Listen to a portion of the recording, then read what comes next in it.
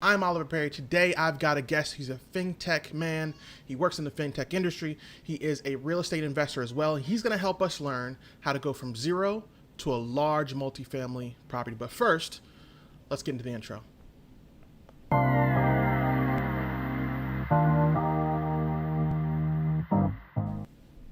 Derrick, how are you, sir? What's up, Oliver? How you doing, man? Fantastic, man. Thank you for coming again, man. I really appreciate you being here. Having you on is an absolute honor. I think I covered kind of the general area of it, just the fintech piece, but if you will, I want to make sure I give you the floor because I know fintech is more complicated than I'm used to, and I'm not a numbers nerd. So I'm gonna let you take the lead and go for it and give these people a understanding of who you are and what you do, and we're gonna go ahead and get into it. Yeah. First and foremost, Derrick Carpenter. I live in Lenexa, Kansas. Married to my wife Emily, and we have four kids: a 14-year-old, a 12-year-old, a 9, and a Sit 3-year-old. down. I'm not talking. I can't talk Um, to you right now. and we also and like Oliver said, I work in the fintech space, so that's really working in financial technology. If you've never heard of fintech, and I have kind of been in that space for about 18 years now, and currently in roles as general manager and executive over running actual kind of enterprise Fortune 500 type businesses around financial technology. Nice. All right, so first of all, I apologize for the sounds you might have heard a little bit earlier, fussing at my daughter. Nonetheless, here we are, man. I'm super excited, like I said, to have you on. And one thing I definitely wanted us to get into was to talk about your experience with just multifamily, or not multifamily investing, real estate investing first, and we'll drive into multifamily. But I wanted to give them or the audience a general understanding of what your thought process is on some of the small properties, and then we're gonna work our way to kind of tell them, hey, this is how you go from zero to 100 really quick. Yeah. I mean, I think for me, real estate has always been something that was really interesting. And in 2008, I kind of started to get my personal finances in order and Mm, really kind of cut out a lot of the debt that I had in my life. Once I freed up some of that capital, I said, okay, I want to start investing in real estate. And step one for me was really around turning my house that I was moving from, and I was moving from Bentonville, Arkansas to Atlanta, okay. and I said I'm gonna go ahead and rent my property, and I moved, and so I kind of became a landlord because I kept the house, rented it, and that was it. Right. Um, and then in 2013, I had moved back to Kansas City where I grew up with my wife, and I decided I wanted to buy another property, and I'd been running that one in Bentonville, Arkansas for about it had been about, I guess, 3 or 4 years at that point, and bought another little house and was renting that. And at that point, I kind of said, okay, after 2 years of having a couple properties, self-managing them, I said, how do I really scale up? And I kind of, my view on the single family was it was definitely a good strategy and a Right. way to get it going.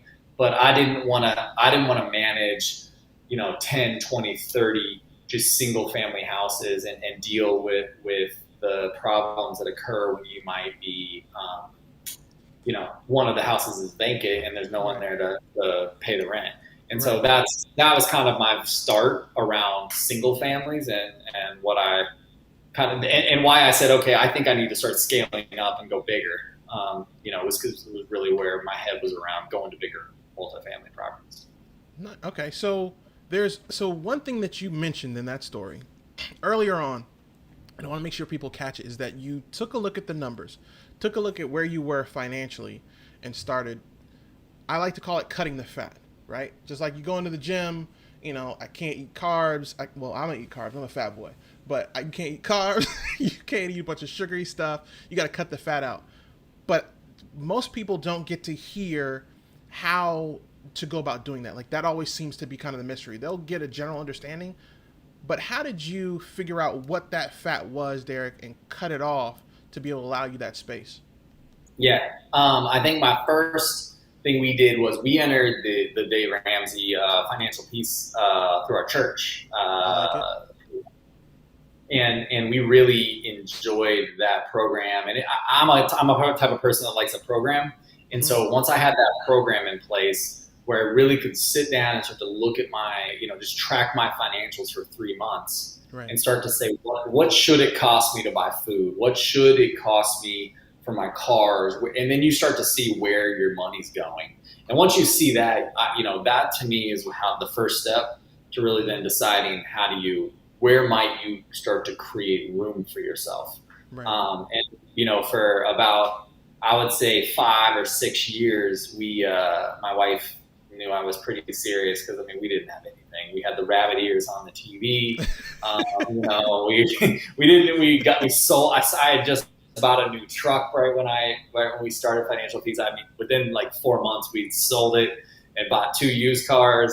And got them paid off. And so, as I started to do that, the snowball really started to go on freeing up space to create money to invest with. Nice. Now, so first of all, the rabbit ears is amazing. That is an absolute classic. If you don't know what rabbit ears are, that's basically either you have a little dome that sits on top of the TV. It's got two little things pointing out, and those are rabbit ears. Or you might have grown up in the 80s and the 90s and your grandparents told you, here, take this hanger and stand in front of the TV and kind of move it around. I think the last time we talked, I told you the only channel we could really get was the WB. And so we got to know all these, and I love Martin, the show Martin, right. but right. all that was on for 4 years was Martin at nighttime after dinner time. And so my kids knew all the Martin episodes, and we love Martin, but it was like the 10-year-old reruns. And we were like, that's what we watched. Listen, there is nothing wrong. And I told you this before, there's absolutely nothing wrong with loving Martin. Martin was an excellent show, and it still holds its weight now. Right? So all right, so you got the money together, you got yourself together on that part of it. Now, when you're going because you chose to not go straight to $670,000 doors or whatever it is, or whatever units. You chose to go smaller first. What was that experience like going small? And do you feel like that was the right choice? Just as you look hindsight now, being 2020, you think that was the right choice, or do you feel like you should have gone into 20 units or a bigger multifamily first? No, I think it was right. Doing the single families, and really the next step for me was in 2013. I decided to liquidate those single families, and I said, okay, well, I'm gonna go bigger, right? I think I'm ready to go bigger, and so I freed up all my capital, and I was sitting, and I started just looking and thinking through it, and I really sat for 3 years. And didn't take action, which was probably a bad decision in retrospect, because when prices were you could have picked up so many deals, but I was in the middle of having a bunch of kids and having babies and moving and career, and so I kind of wasted a few years there, and so by 2016, I had the cash out, and I started to think about what am I going to do. And so in 2018, I actually kind of said, okay, I'm going to go big. And so I started just looking for deals. Right. And I don't know what I'm doing. Right. And I actually joined Jake and Gino, which is a great little group that was educational, kind of mentoring program that gave you another framework, much like Financial Peace, but how to underwrite a deal, what to look for in an inspection, how to write a letter of intent, and so I was doing all the right things from an education perspective and reading, but I was really just struggling to figure out how do I go have a conversation about $1 million property or even an $800,000 property. And so what I kind of, one of the recommendations that I got from Gino at the time, and this was before they got big, and Gino gave me some feedback. He said, hey, you should start a meetup. And I said, I should start a meetup. And so I said, okay. So, I go online and Facebook, and I'm like, okay, I'm going to start a meetup, and start it up, and I go pick up some stuff at Panera, some bagels and some coffee, and we go and we sit down. And I did that for 4 or 5 months, had a virtual meetup and one like in a Panera, and that went really well. But I got to just start meeting people in the marketplace, Right. and out of that came a relationship where a guy said, "Hey, you should talk to this broker. She's been really helpful and giving me some deals, and you should check her out." And so I talked to her. I reached out to her, talked to her, and she said, "Okay, well, what are you looking for?" And this is, I think, one of the big issues with most early investors is I didn't know. I don't know. I want $1 million property. Right. Or Just throw something I out want to be there. rich. Yeah, I want to be rich. Tell me that. Okay, yeah, great. That's real Right. helpful. Um, so Narrows down a bit. yeah, so she kind of put me on her list, and so I said, really, I kind of pretty quickly came to a point after looking at deals for about 18 months. And I put in some offers that just couldn't get them to go. And these were like $1 million offers, but I was always coming in second, third, fourth, fifth, 20th in line. Um, Right. I reached out to her and I'm like, hey, how about I go small? Let's go buy a duplex. And she said, okay, well, pick a duplex out of the MLS that I send you every week, and I'll help you go buy it. And so she was testing me, right? Right. She was like, I don't know, this guy just keeps calling me, but he's not actually taking any action. Right. And so I actually went ahead and found a duplex and put an offer in and got it under contract. And so we can kind of go into why that was and kind of where we go from there. But that was kind of to answer your question about why start small. I think I did because I didn't know what else to do. And then even though my mind had shifted, go bigger, go multifamily, I still really needed another step in small, which was like one more unit, like go from one house to a duplex, like Right. 2 doors, and so I think for me, it was the right next step. Right. But that makes sense though, because that's like you said, it for you it's the right next step. I think it's really dependent on people themselves, right? What kind of situation are you in? How comfortable you Yeah. feel? How much risk are you willing to take? Because I Yep. imagine going from 0 to 200 doors has got to be super stressful. Um, as a, Yeah. ma- yeah. So matter of fact, let's talk about that. Because you went from two, I believe you went to a quad, right? A fourplex, right?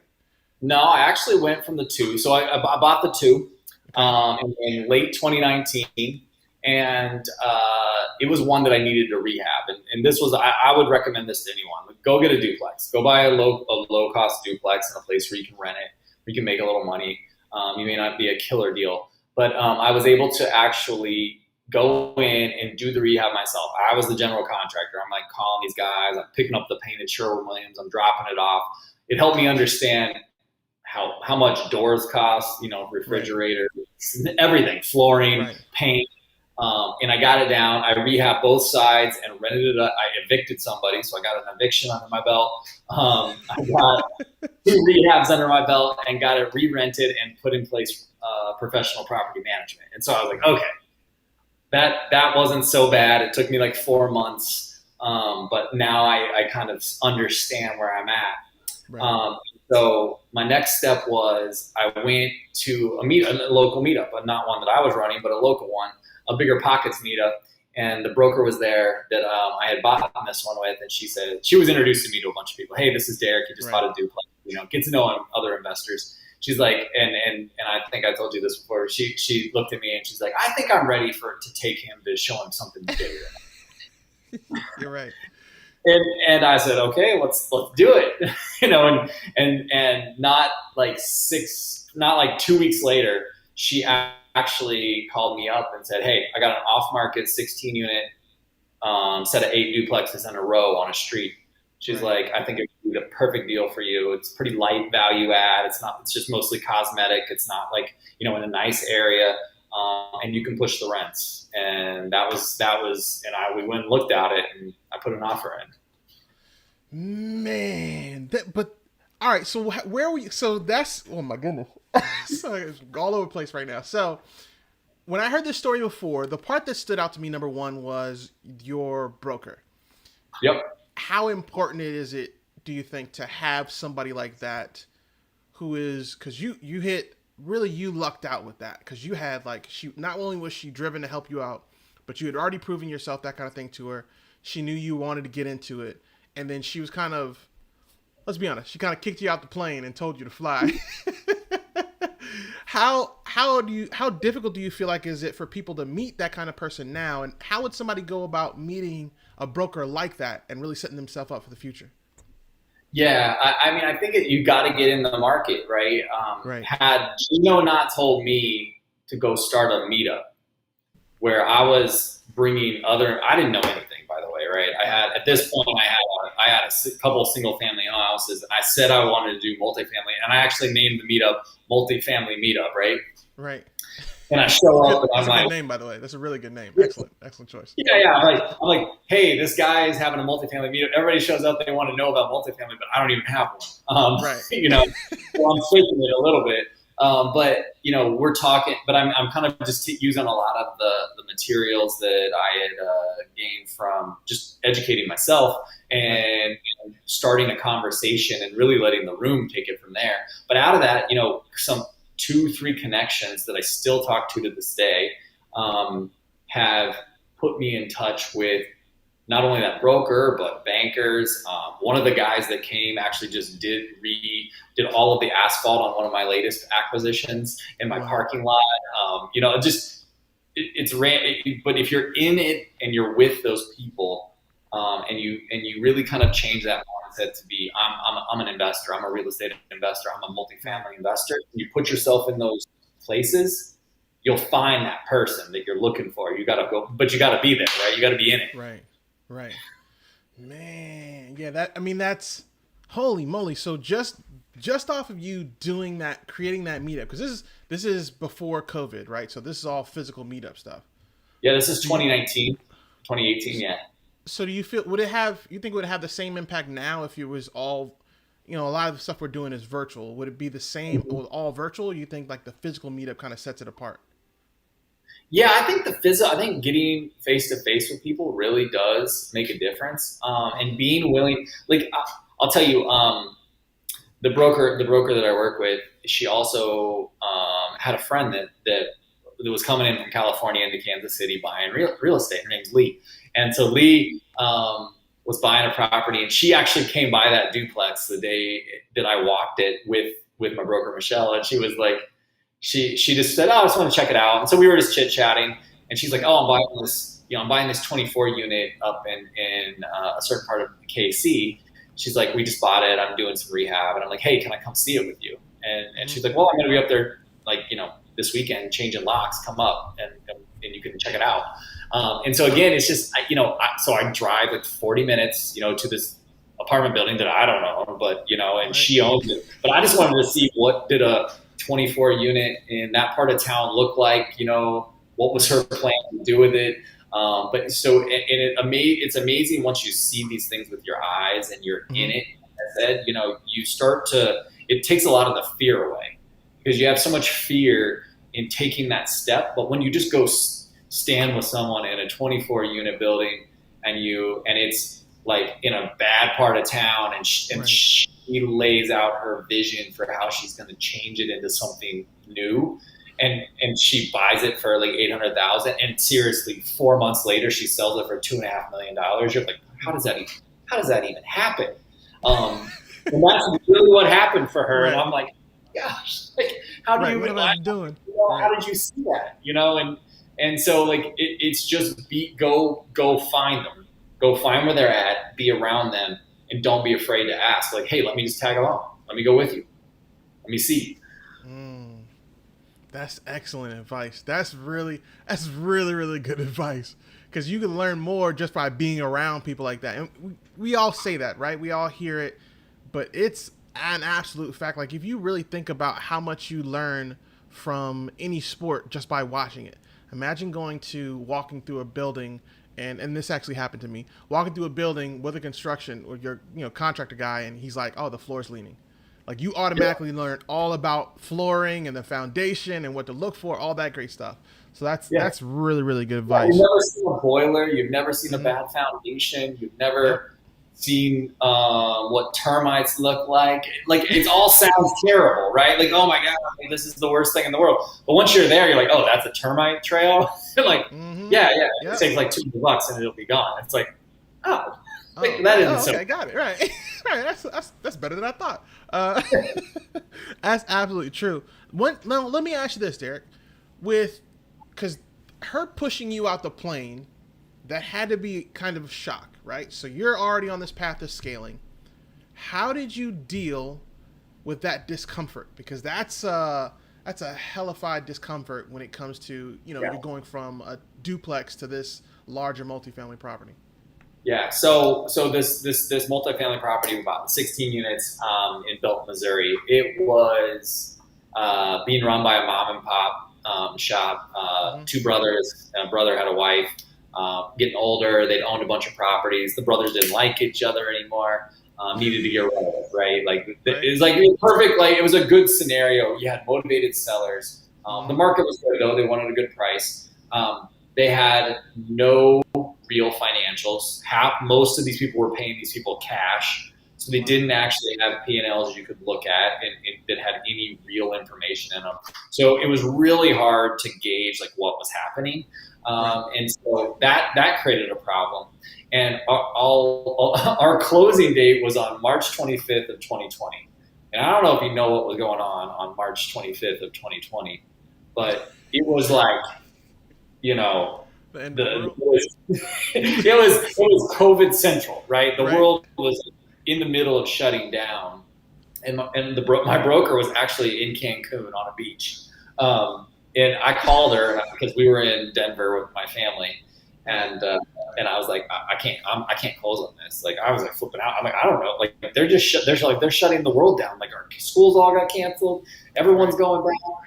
I don't know what's going on. I'm like, I don't think we can close. And she kind of like talked us off the ledge Mm-hmm. 3 days before and got us to go. But yeah, you're right. Like we were really afraid because that was a $1.6 million purchase Wow. um, on those 16 doors, and so really really scared. But I think at the end of the day, um, it was.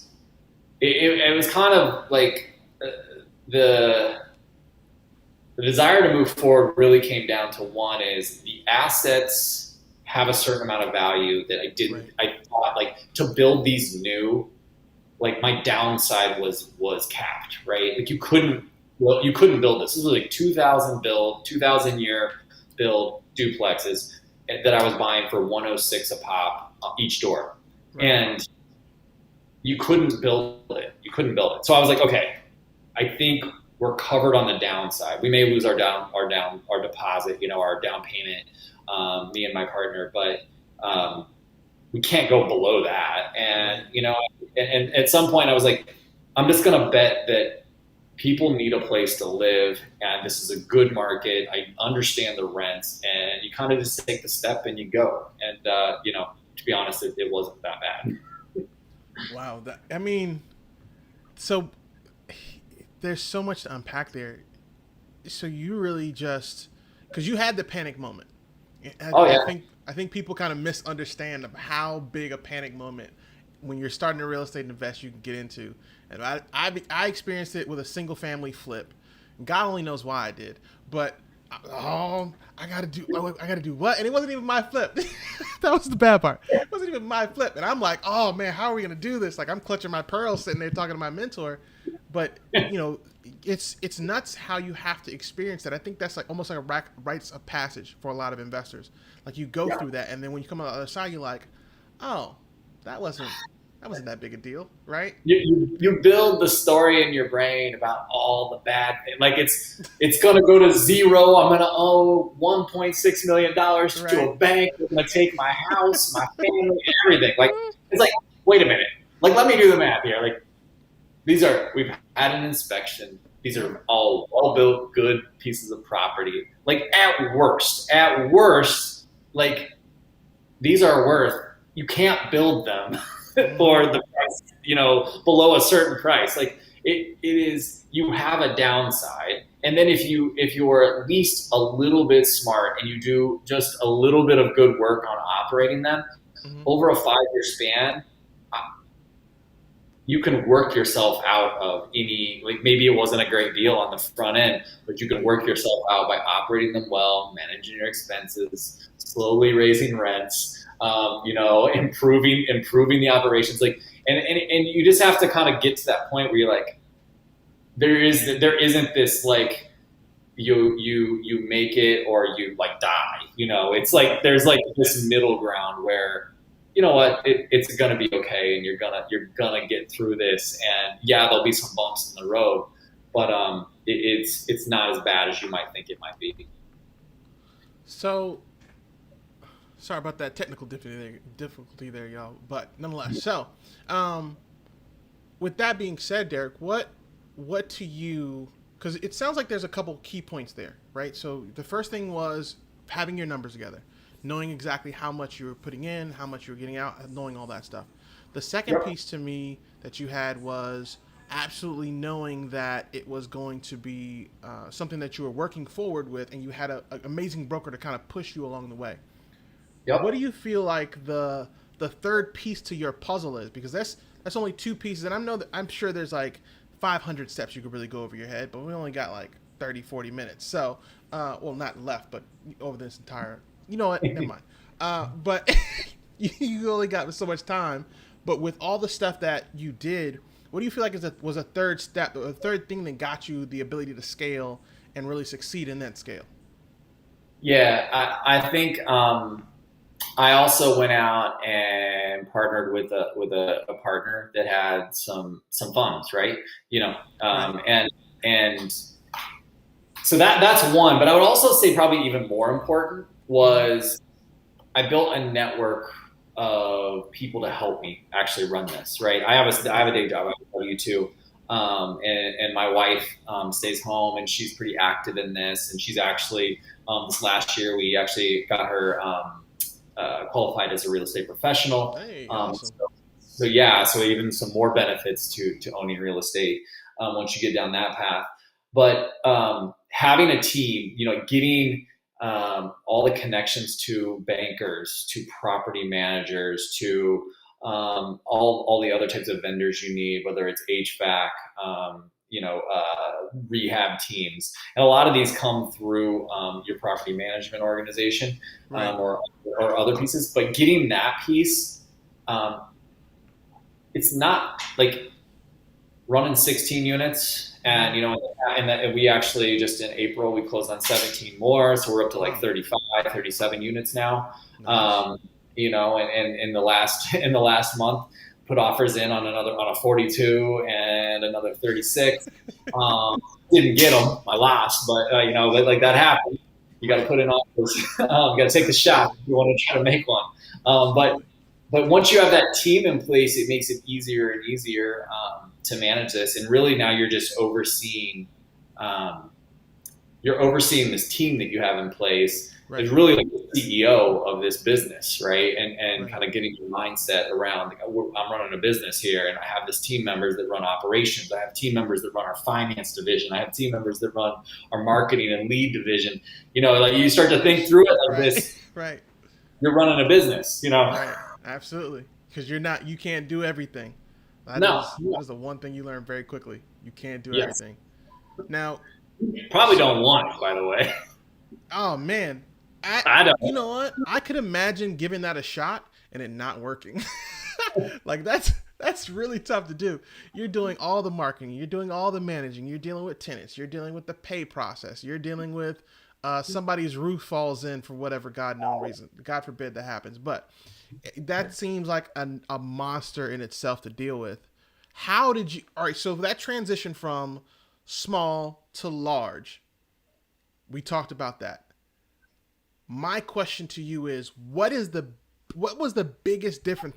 What was the biggest difference that was kind of shocking to you when you went from the small property to a larger multifamily property?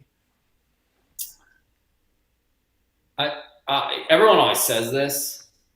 Like once you start to do bigger ones, Mm-hmm.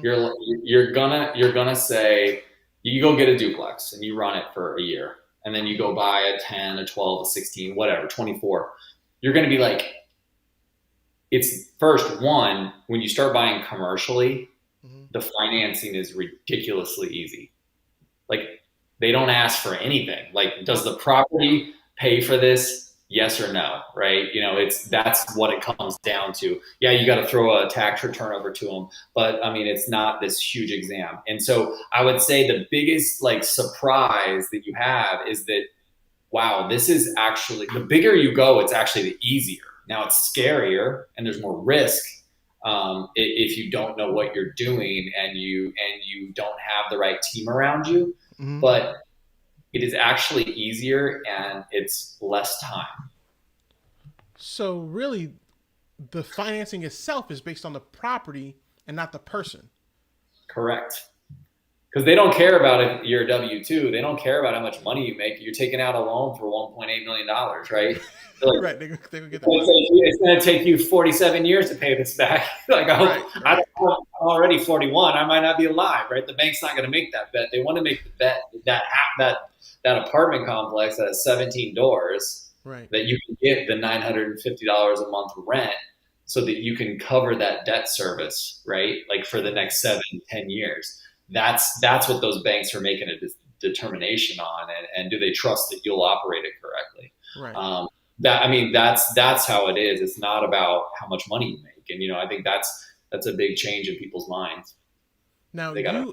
you have a very specific set of skills when it comes to, and sorry, I didn't mean to quote Liam Neeson there, but you have a specific set of skills when it comes to the fintech piece, and that gives you a different view on how money works. What is when that offer, you pull that property in and you're looking to get the loan and all that great stuff? What exactly are the banks looking at, and then how did you set up to make sure you were able to hit all those kind of buttons on the way up?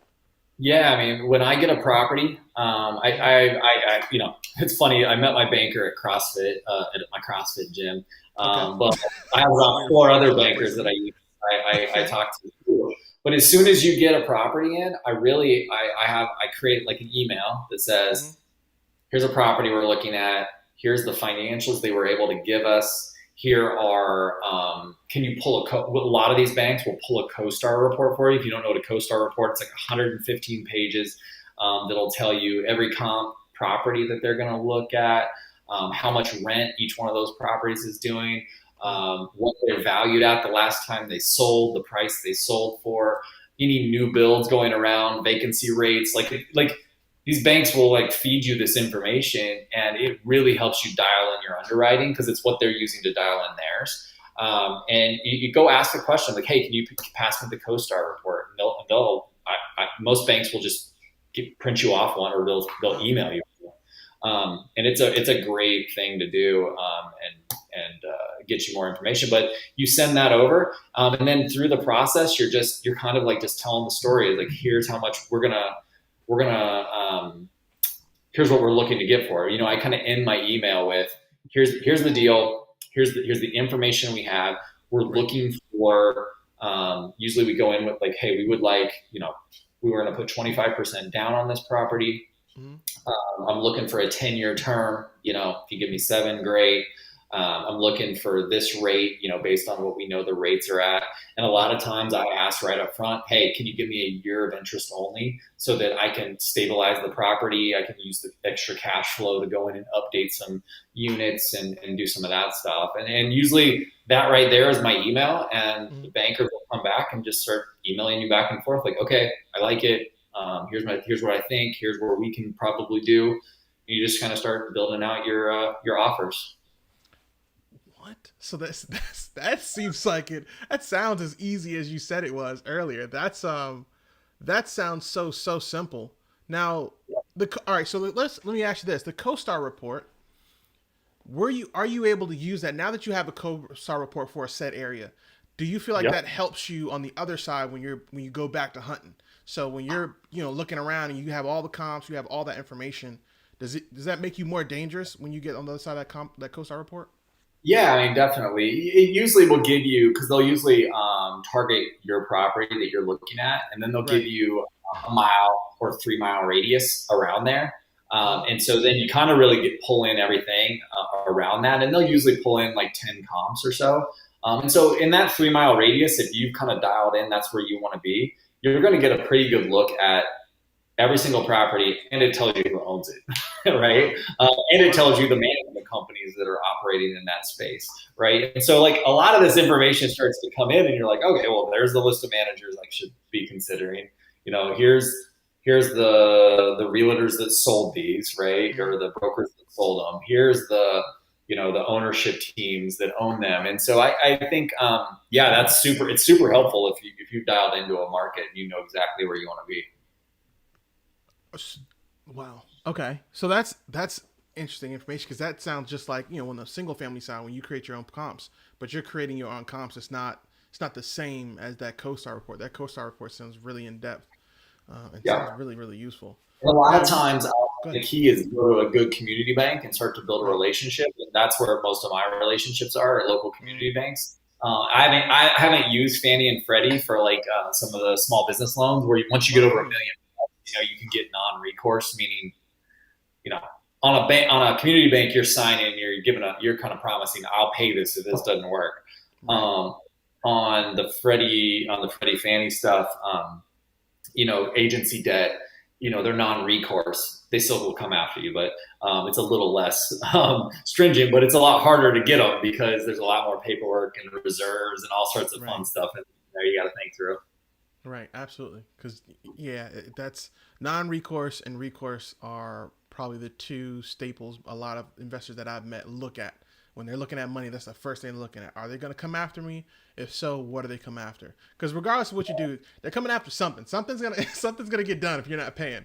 But it's all dictated whether they're going after the property or they're going after your personal property. Those are two different things. So definitely something you want to look into. Now, how does that conversation go?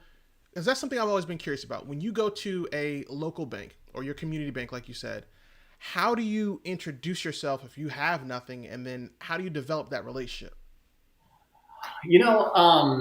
Well, like I said, I knew this. I knew a couple of the bankers, and a lot of times I'll tell you, like, again, the broker has a lot of these connections, whether it's property manager, bankers, and if a good broker is working with you, a lot of times they're gonna say, "Here's 3 bankers. I'm gonna start the conversation, make the contact, and then you guys take it from here." Right. And those bankers normally know that broker brings good deals and good people to actually close the deal. So right. I would say that's how it goes. But generally, I think if you're starting, create a pitch deck for yourself. If you've got some single families and you've got some. And maybe you've gone and bought a duplex or a fourplex, where you can buy it just like on a normal 30-year, normal loan, just like you would have done if you're buying your own house, which is what I did on my first duplex. You can tell that story, what you did, and most of them aren't. I've seen they don't push too hard on that. Again, it comes back to, is that property going to work, right? Is it going to make a difference? And do you have a property management organization wrapped around it where they feel comfortable that, it's going to get run well too? Okay. That makes perfect sense. I'd never thought about the pitch deck aspect. I actually wrote that down in my notes. I'm going to be creating a pitch deck. I only got 2 properties, but we'll work it out. We're going to make it pretty. Hey, I'll tell you that right there, be like, here's what I've done. I bought it at this price. Yeah. I did these things to it. I rented it for this. Like the bankers are like, oh, wow, this guy actually, put some work in. He knows what he's doing. Right. Okay, well, he did it on these 2. He can probably do it on, buy a place with 16 units. Well, he's just got to do it 16 times. Just rinse, repeat, rinse, repeat. Say no more. I'm creating a pitch deck. Okay. So when you're talking to brokers. I'll send you mine, Oliver. I'll send you mine. Please. Yes, please. And thank you. That'd be amazing. Yeah. And for those of you listening, maybe one day I'll share you guys the same thing too, but I got to go through it first. Nonetheless, so one thing you talked about was the broker.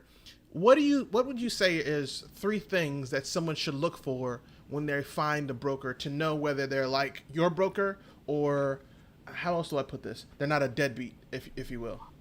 I don't know how to put it. Yeah. No, I think one is, um, do they own property? Like, do they own property themselves? I Mm, personally love brokers that own property and are doing what I want to do. mm-hmm. Michelle and Lee, who I referenced, they are in the market. They own property. They are buying stuff right now, and they're looking Wow. for deals. And so that's one thing is because if they're running their own properties, I mean, I still to this day, I'm like, hey, AC unit just went out, Michelle. Like, what's a good price? I'm getting this price from my PM. What do you get? And they're like, Jesus, respond back, right? I Here love it it. is, $2,400. I'm like, okay, Right. got it done. I can validate like where are we at. But so like that stuff is really important, especially when you're walking a property and trying to get your kind of your bearings around what's it going to take to turn this into your vision of what you want to Right. do with it. So that's number one. Number two, do they have? It's interesting when you find the good ones, Mm-hmm. they're almost hard to get to know. They almost want you to chase them. It's really weird. Okay. If they're looking for you, they probably aren't very good. um, Oh, okay. and so that's what I've found. Like it's funny. I'll like see people walk up to the broker that I work with the most, and she'll be like, "I don't give out cards," and no, I don't give out my number. Um, she's like, "No, no." And like she's really, really hard Right. to contact with her, and I think she's weeding out tire kickers. Um, Mm, because she doesn't want to waste her time. And so I think find that broker that's hard to get to know and then figure out where they're at, figure out like be persistent to go get on their schedule, get on their radar and figure out if there's something really simple and easy you can do. You know, okay. hey, I got $50,000. I want to buy a property that is this dollar amount in this area of town. You probably know something out there that's easy and quick. Like, just let me know what it is. Like, right, Right. and then go close it. Right, like that's the kind of like stuff that they want. They want it to be like super simple. I think out of the gate to get to the bigger stuff. Okay. That makes sense. So one was, do they own property? Two, find the one that's hard to get to know. What would you say is the third? Man, Pressing you for the hard questions today, Derek.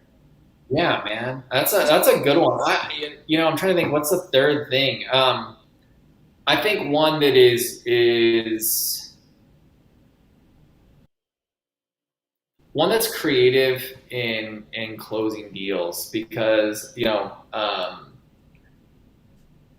if they understand the market and they own the Mm-hmm. property, they'll have like these interesting things that you do inside of deals that I don't even think of this stuff. Like we bought that 16 unit, and I did this on my last 17 unit as well, Right. where as you're buying it, maybe there's a vacant unit or two, right? Or one's going to Right. go vacant during your 60 days of due diligence, and you write into the contract. I didn't even know this was possible, but write into the contract during that 60 days. I want to test this my hypothesis that you're undercharging rent, right? I have it under Right. contract, but when that vacant goes on the market and you need to market it over the next 60 days, I want it priced not $800 a month, which is what you have it out at. I want you to price it at 950 or 1,000. Right. And for 30 days, you like before your money goes hard, you can actually see like does your hypothesis work on every single one of the deals that I've done so far. I've Mm-hmm. proven that I can take rents from 800 to $1,200 Wow. on those vacant units during due diligence. Mm-hmm. And so I'm walking in and I already know like, my business plan's going to work. Look, I was able in that 60 days to actually rent these units that were vacant before I even took over, and get the price we want so we can just keep going and just hit the ground running as soon as we close. And so like stuff like that is really interesting, I think. And so maybe question the brokers around what are some interesting tactics as you're thinking about closing a deal, that they would recommend you got to think through. Excellent. Excellent. Excellent. So we do have a question before we hit the last two questions. There, we do have one question, and the Awesome. question's asked by Tom, and Tom asks, "What is your favorite part about what you've been doing in multifamily so far?" My favorite part is I'm a numbers guy from being in fintech, but I like the numbers side of it Oh and God, here we seeing go. the Derek, don't take me down this path. Don't do it. I'm just playing. Go ahead. Go ahead. seeing that you take over a property. Let's just say you're producing $11,000 a month Right. in revenue. And you figure out a way, you implement this plan, you see it go to 16,000, and so you've improved your NOI, your net operating income, by let's say 5,000, and then you start to just take the you take $5,000 of NOI improvement, and you divide that by 0.06, a six cap, and you Right. see what the impact that is on the value of that property. Like, to me, I'm like, wow, every dollar we put into this property is just growing the value of the property like exponentially. And so Right. working through that is like really fun for me. And so it makes staying on top of property managers and working through some of the key issues to turn over a couple units to get bad tenants out and get new good ones in there that make the community better. It really just makes that hard work Right. easier and more fun. I like it. I like it. I stink at numbers, so I cannot relate on the number side, but I do understand how fun it can be kind of to figure out some of those things, kind of put that puzzle together. So that absolutely makes sense to me. And thank you for for asking the question on that one too, by the way, for the listener. All right, so Derek, last two questions, and we always just about close it out the same if we haven't covered it. And I think one of them we haven't covered yet. So, or matter of fact, both of them we haven't covered. So we're gonna do troop to task. And what troop to task is, Derek, is you give the listener slash viewer one thing they can do right now to get started on the path that you're on. Yep. So I kind of talked about this one, but like, step one, go find your market wherever you want to be, wherever you want to invest, and go get integrated into all those groups out there that are meeting. And if there isn't a group meeting, go Mm-hmm. start your own. Go on Facebook tomorrow. Set up your own meetup. I guarantee you, and you blast it out over Facebook or whatever meetup site you use. People will show up hungry to learn and listen, and you'll start to meet people. But you got to go get engaged in the market and start to meet people, and a lot of opportunities will flow from that. I love it. The Facebook recommendation is a beast. That is the best place to get to. A lottie dottie everybody on the interwebs is hitting Yep. Facebook and really going there and talking to people. So last question. Last question. We closing it out after this, Derek. So the question is our most difficult and complicated question. I actually need to make some theme music for this. But anyway, the question is, what question do you wish you were asked more often, and what would be the answer to that question? Oh, man, this one's tough. I was thinking about it since you sent it to me. I think back to this idea that you're the CEO of this business, and you Right. think about these, you think about a 16 unit or a 17 unit, right? Mm-hmm. Me and one of my partners, we talk about it. It's like you kind of start to think about it like this is that business is a $200,000 business, Right. $200,000 a business in revenue from a revenue perspective, or $220,000. And so as that CEO, I think you have to be asking yourself, if you're going to be running a $200,000 business, who do I have to win over to help me be successful in running this business? And I kind Right. of think about that as back to, um, is it a broker to get deal flow? Mm-hmm. Is it someone to help with our money side of this? Is it an operator to help me run the day to day because I got money and I got deals, but I don't know how to, I don't have the time, right? Right. And don't be afraid to go small, but I think you got to be asking yourself, what's that? And people say it all the time. It's like who's the who you need in your life, Right.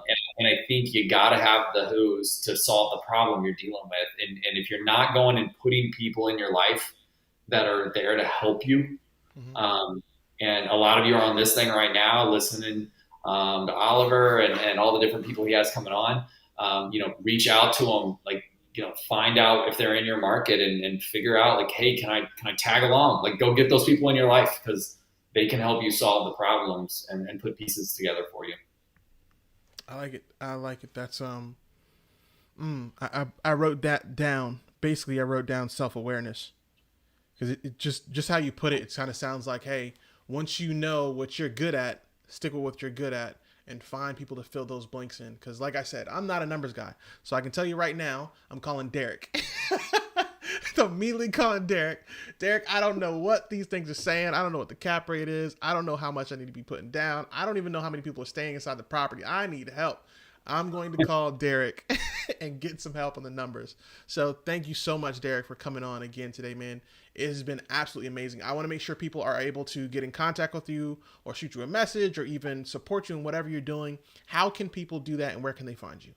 Yeah, you can reach out. I see you got my Instagram on here, so that's a good place. Reach out through there. I'm on Facebook as well. Just Derrick Carpenter. You'll see my bald head on there. Yeah, reach out. And I'd love to on Messenger or anything, and love to chat with anyone that has any questions. If you're in the Kansas City market, I'd love to grab coffee with you. That'd be cool too. Love it, love it, love it. All right, ladies and gentlemen, those of you watching, those of you who are listening, thank you so much for being here. Thank you for joining myself and my man Derrick over here in this window on this side. I did it right this time. Last time, Derrick, I did it wrong. I pointed the other way. Yeah, it's so difficult. Anyway, thank you guys for tuning in.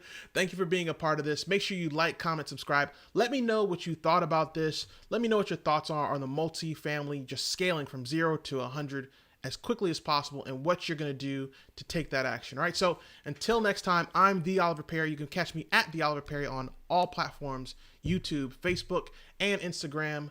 Thank you again so much for coming on. Derrick, thank you again for coming on again. Thank you again so much. And I did it again. All right, ladies and gentlemen, you guys have a great night. We're out of here. Yeah.